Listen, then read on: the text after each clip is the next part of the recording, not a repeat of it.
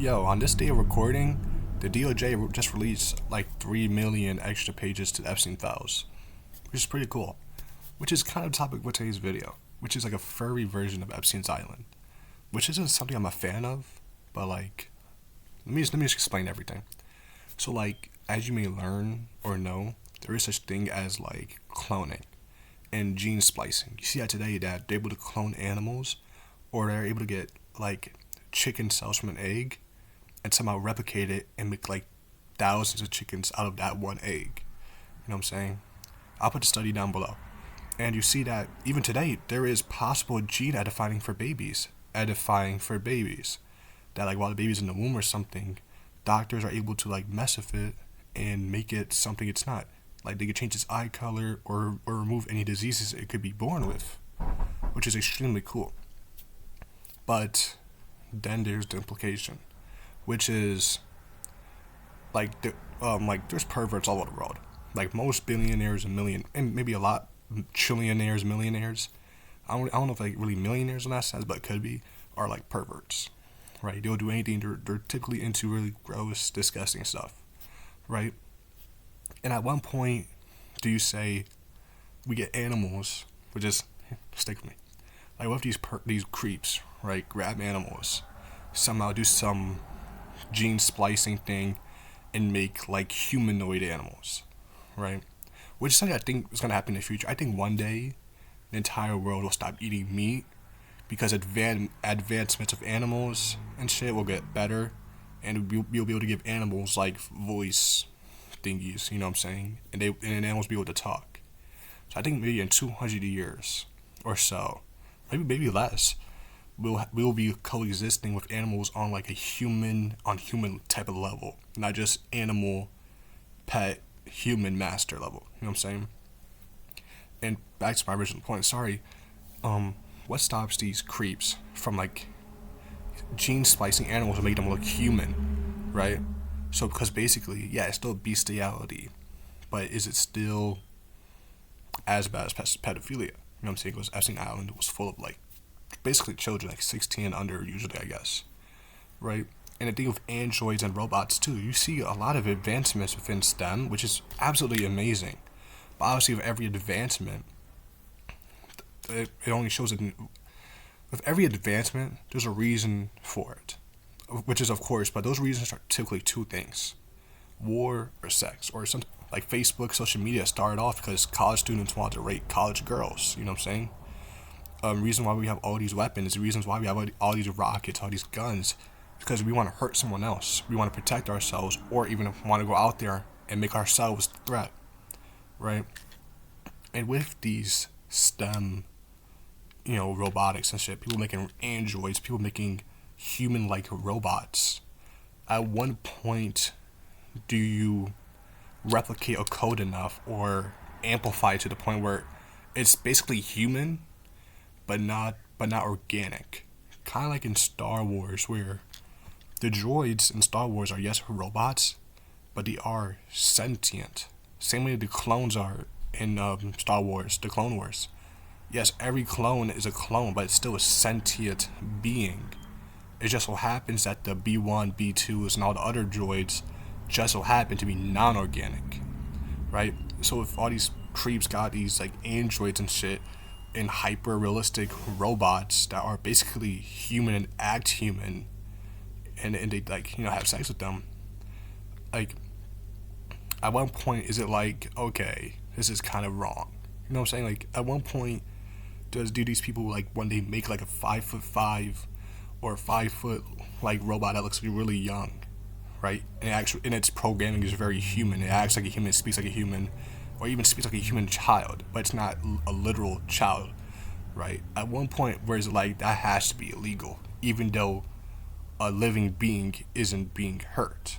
You know what I'm saying? At what point do you say, even though a physical, literal child or person isn't being injured at that specific time, at what point do you say, no, that's wrong? Because like this is it's the same with the lolly argument within the anime community.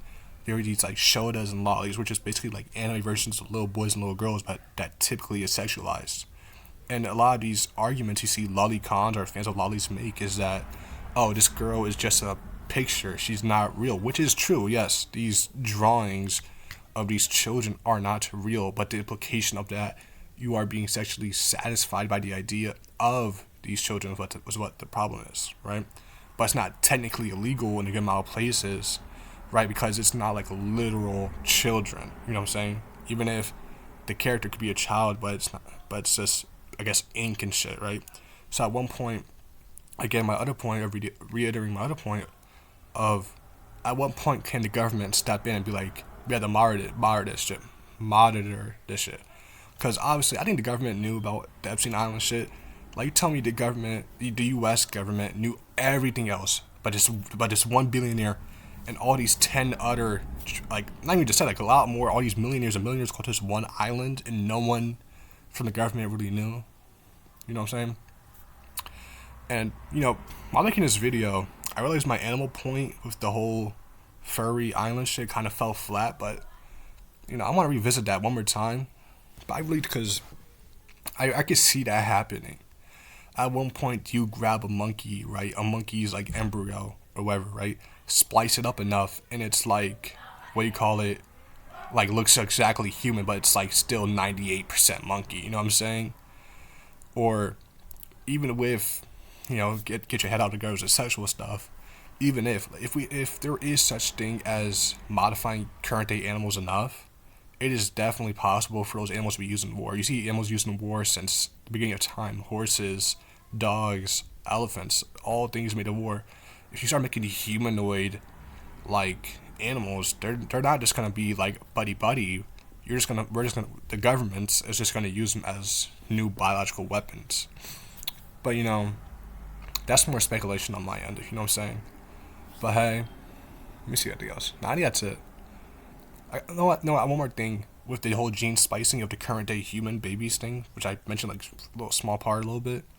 I do think there is a line that could be crossed, because I do agree. Like, if a child could be born with like type 1 diabetes or cancer or Down syndrome, if you're able to fix that, I do think, okay, yeah, if you could like erase it out of the baby, do it. But at one point, at one point is the eraser wrong? Because let's say a baby is going to be blue eyes, or is it going to have like brunette hair, right?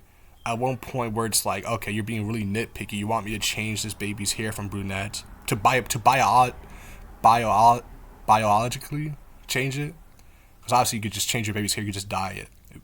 But to want to biologically change its hair, its natural, supposed natural hair from one color to another, at one point it's like, okay, bro, like, take your hands out of this one. You know what I'm saying? At one point do you say which innate human traits are natural that we have, and which innate human traits you could just take away or remove as well as you please? Like, let's say a baby is going to be born with a lot of testosterone. Can you just say, I don't know, put more estrogen into it? Or, I don't know, this baby's going to be kind of ugly, add these features to it. You know what I'm saying? And I think it's interesting, too, that humans in 1,000 years from now, like, this is going to be, like, a different video I'm going to make after this video, hopefully. Like, the thing, like, I'm going to ramble about time real quick, okay? So you want to click off, do it now. But thanks for watching this far. Thanks for listening to me ramble. Follow all my links in my bios. Comment, like, for real, comment, disagree, agree. Like, let's have a discussion, and, you know. But I think it's kind of interesting that humans in 1,000 years from now, or even 100, if they time travel to our year, they wouldn't be able to understand us. The same way we look at people from, like, the 1200s, that's how they're going to look at us. You know what I'm saying? The same way that we look at Nikola Tesla, Genghis Khan, George Washington, Frederick Douglass. People in 100 years from now are gonna look at us the exact same way. And I kind of wonder how differently they're gonna look. You know what I'm saying? Because we don't look similar to early day humans, supposed early day humans. You know what I'm saying? Like monkeys and shit. But I think that's really interesting in how it works.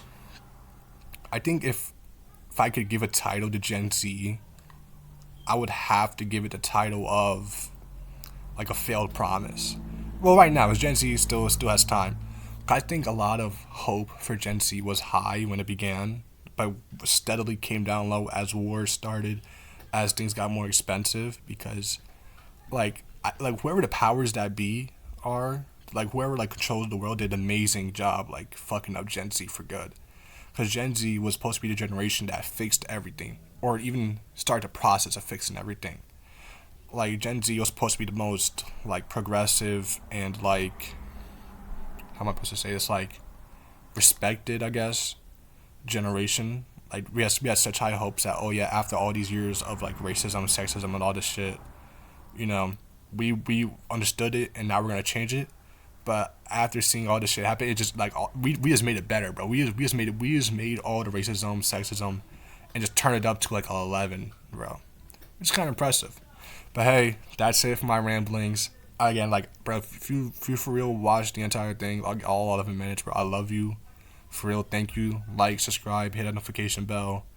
And if you could do one thing for me, I know I asked you a lot by having you watch this entire video. If you could do one thing for me, and that is have an amazing rest of your day. Peace out.